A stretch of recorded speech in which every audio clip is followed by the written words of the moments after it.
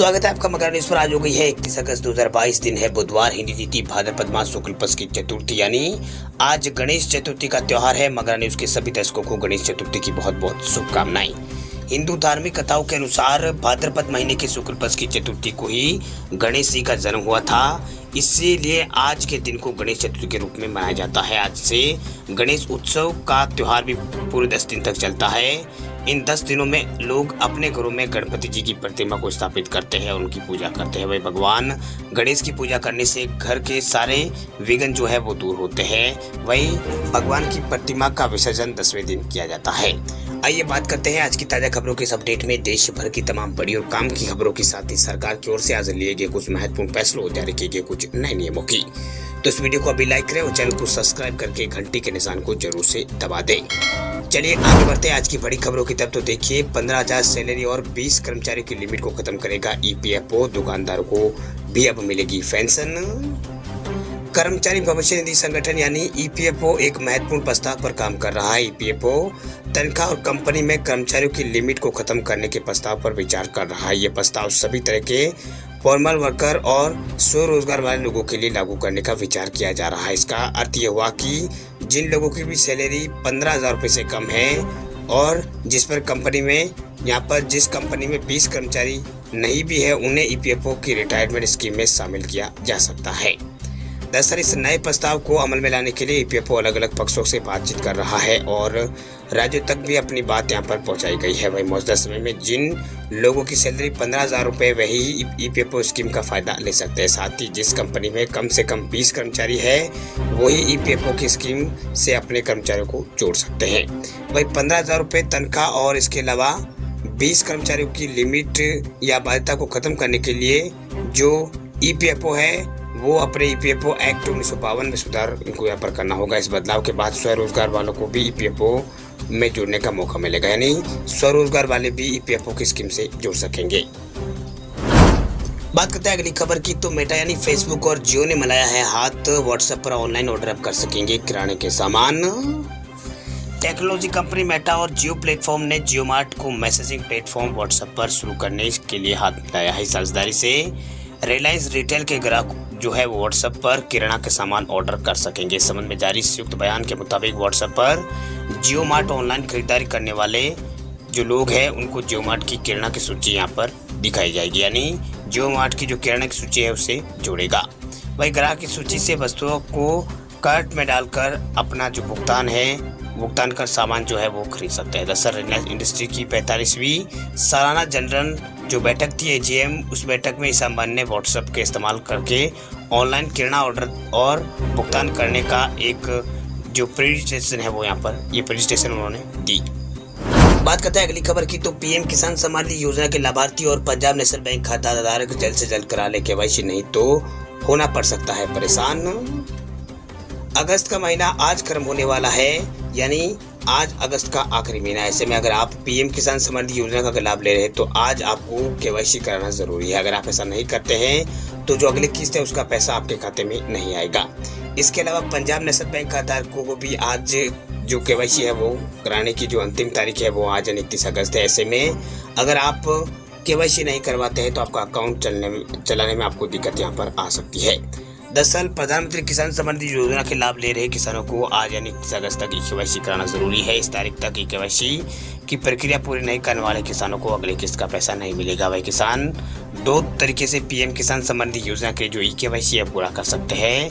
या तो किसान जो अपने नज़दीकी कॉमन सर्विस सेंटर यानी ई मित्र वगैरह है वहां जाकर अपनी जो केवाईसी है करवा सकते हैं। इसके अलावा केवाईसी की प्रक्रिया घर बैठे भी ऑनलाइन पीएम किसान पोर्टल के जरिए आप पूरी कर सकते हैं। इसके लिए आपके पास आधार कार्ड और आपका मोबाइल नंबर जो है वो लिंक होना चाहिए। वह लिंक होने के बाद आप लैपटॉप या फिर मोबाइल से ओटीपी के जरिए केवाईसी जो है वो घर बैठे कर सकते हैं।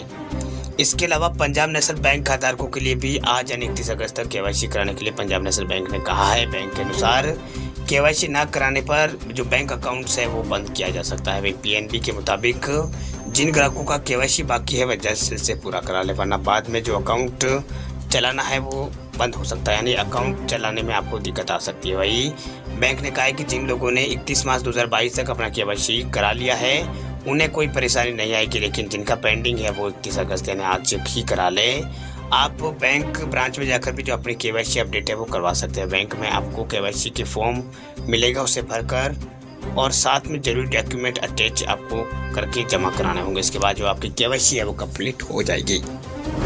चलिए बात करते हैं अगली खबर की। तो सस्ती होगी लंबे इलाज के दौरान प्रयोग में होने वाली दवाएं, स्वास्थ्य मंत्रालय कर रहा है प्लानिंग। लंबे इलाज के दौरान महंगी दवाएं के खर्च से जल्दी छुटकारा मिलने वाला है। दरअसल लंबे इलाज के दौरान काम में आने वाली महंगी दवाइयों की कीमतों पर कैप लगाने की तैयारी चल रही है, जिससे महंगी दवाओं की कीमतों में कमी आने की संभावना है।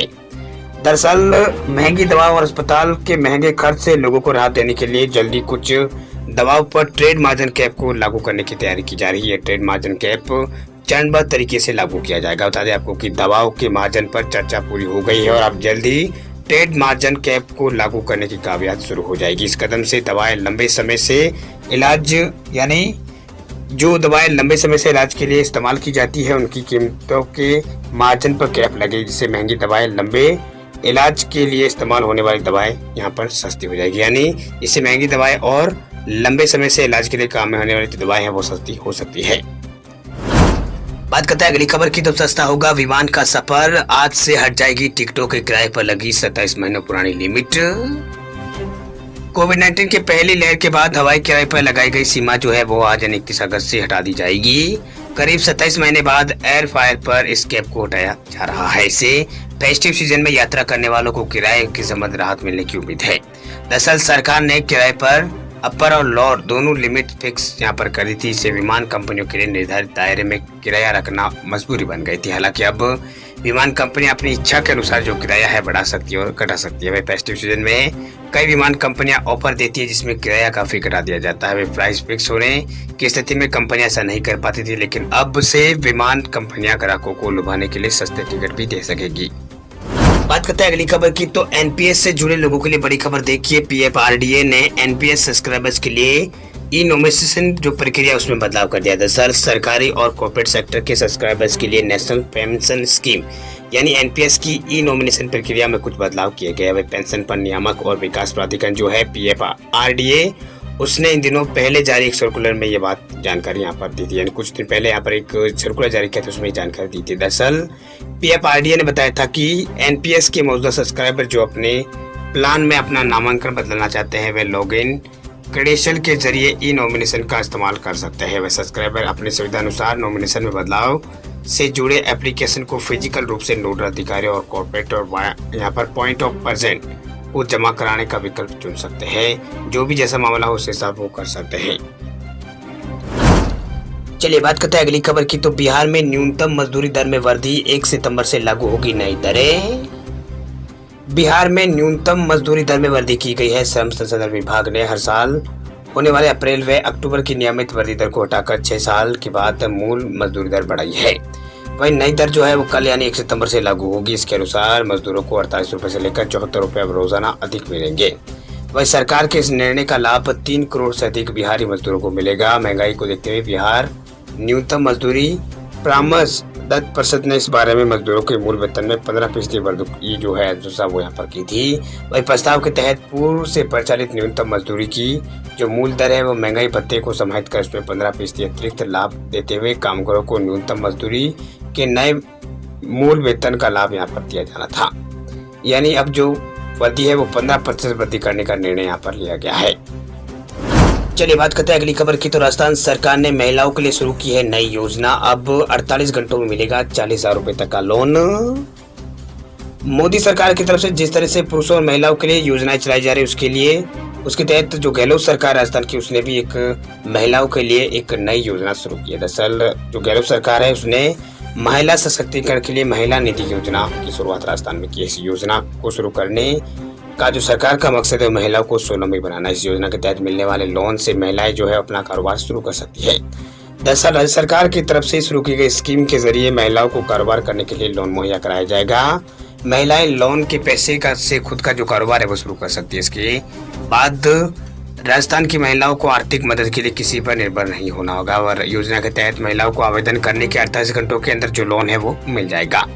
दरअसल महिला निधि योजना में 40,000 रुपए तक का कर्ज 48 घंटों में मिलने का प्रावधान है। यदि आप इससे ज्यादा की राशि के लिए आवेदन करते हैं तो लोन की राशि खाते में आने में 15 दिन का समय लग सकता है। आपको बता दें कि राजस्थान के 33 जिलों में 2.7 लाख स्वयं सेवा संस्थानों का गठन यहाँ पर हो चुका है, जिससे 30 लाख परिवार जुड़ चुके हैं। राज्य के कुल 36 लाख परिवार को इसके तहत फायदा अब मिलेगा। चलिए बात करते हैं अगली खबर की। तो आरबीआई ने रिजर्व बैंक ऑफ इंडिया ने 8 बैंकों पर लगाया है जुर्माना। नियमों में ढिलाई बरतने पर हुई है कार्रवाई।